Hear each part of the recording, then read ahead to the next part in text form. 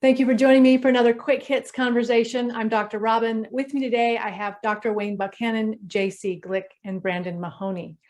I'd like to ask the question, why is being misunderstood so frustrating?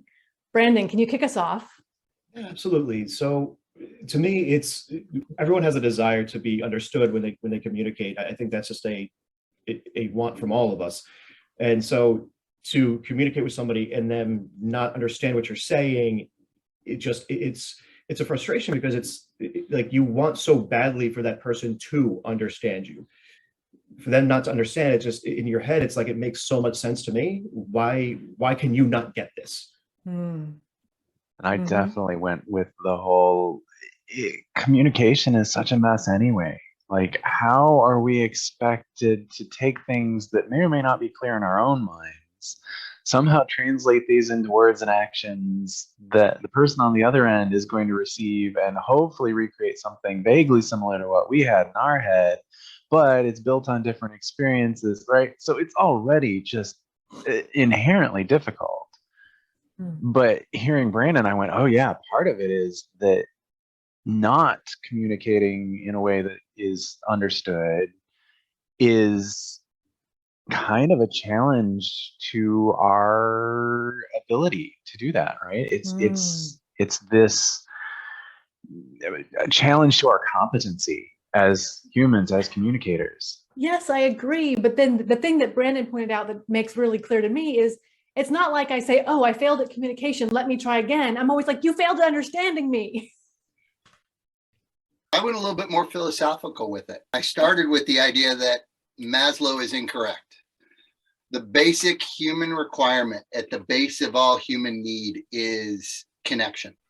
And when we communicate with someone and they don't share our sense making, we lose that connection. And that's what frustrates us. It's not just the idea that isn't being transmitted, right? But why is it frustrating? Why does it impact our psyche, our emotion? It's because we want to connect. We want to feel like we're part of something larger than ourselves. We want to be part of a tribe. A tribe understands each other. We feel the same way. We think the same way. So we get frustrated because we're missing a connection, which is all we want at the end of the day.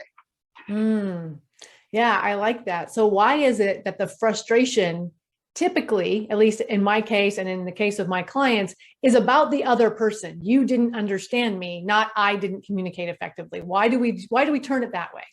Without being misunderstood, I think it really is that I don't want to claim that as a fault. It's much easier to say, oh, it's their problem, because it's totally clear in my head. Why isn't it in yours? To me, it also comes with, so like I often find miscommunications happen with text messaging, and it's not because of what is being said, it's more so how the individual is taking it. And so for me, the frustration is take it for what I said, not for how you perceive it, but then who am I to tell someone how to perceive something that I've said? And so it's like this challenge of just take it my way and not your way. It's like, that's not fair. So yeah. No, I think what we're all saying is at the heart of it, the reason we do that is ego, right? And being able to have the humility of going, okay, it's not them, it's me. So it's interesting because in the military, we have this idea of the leader, the lead, and communication. And if the lead don't understand the communication from the leader, it's never, ever, ever the lead's fault, ever. It is always the leader's fault. That's one place where I think they get the idea right of let's maintain this humility as individuals to say, okay, if somebody doesn't get what I'm saying, yeah, that's not their fault. That's my fault. I need to find out how they can receive it the best. And I have found that ownership, like you're saying there, even just the simple definition of the meaning of communication is the response that you get puts it back on me. I do need to develop that skill, and that's something I now have control over. I can't control their response. I can control what I do and notice the response. And it's a whole different beast than, well, they just aren't doing the right things. Well, yeah, but now you're stuck. So I love the ownership, even though it is onerous. When I was in grad school, I went to one of my professors with an article, a professional article, and said, I have read this 3 times and I am too stupid. I do not understand. Can you please help me? And she said something that absolutely changed my life. She said, Robyn, if you've read it 3 times and you don't understand it, you're not stupid. It's poorly written. That was such a huge aha moment for me as a student, as you know, and I was in my 30s, my late 30s at that point, to go, hold on a minute. So it's interesting that in writing, I felt like the onus was on me to understand, but when I'm speaking, I feel like the onus is on the other person to understand. It's an interesting dichotomy that I just observed. Struggling with sense making is it's natural, right? Because everybody assumes that they come into every conversation with good sense making. And when sense making doesn't connect between 2 people, we don't understand it because, well, this is so clear to me. How is this sense making not clear to you? So we understand this idea of diversity and inclusion, but we don't necessarily practice it in the idea of course you have a different idea than I do. Of course you come from a different experience. So how do I best explain it, what my sense making is bringing me to, so that we can at least share the sense making? Or Marcus Aurelius' quote, I mean, it's loosely quoted, right? There are no facts, only opinions. There is no truth, only perception. I believe that. What's good to somebody is bad to someone else. But at the end of the day, the reason that we go to these groups that become echo chambers is because we desire to be with people that understand us. So the minute you don't, I was so excited when you asked this question, because I think it's truly at the heart of a human connection. We want to all connect with somebody. We want to feel that.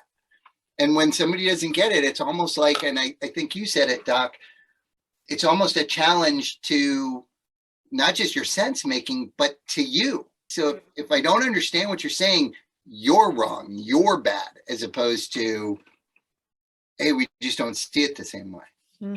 So when you notice that you're getting frustrated with the communication, then what? Here's the challenge. I have asked people clarifying questions because A, I'm curious, and because I really do want to understand what they're telling me, because I'm not getting it.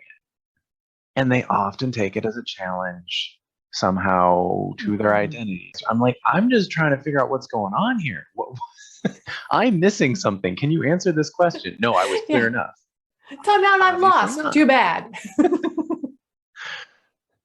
I feel like when I reach out for clarification questions, I always started off with, sorry, my mind's not working right. Can you explain this to me, to take the pressure off of them? So even if it's like, I'm looking at what they said and I'm like, I have no idea what you're talking about. It's gibberish to me. But yeah, I think you're right. I do that because I feel like it's helps them feel better. Like it's not them not communicating well. It's just me not perceiving it. I like both of what you said. And I was thinking as you were talking, like, okay, I have had 50 years of being the dumbest guy in every room I've ever in.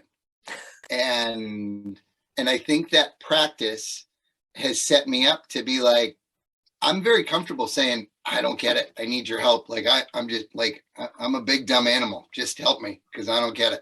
I want to understand. And I guess I should take offense to this, but nobody ever questions the fact that I don't get it. It's but I go back to, I think that when you have the curiosity, and I think, Doc, what you just said is it's really interesting to me, because I think most people, you're curious because you're genuinely curious as an educator. But the truth is, most people are not really curious. They ask you a question so they can answer the same question themselves.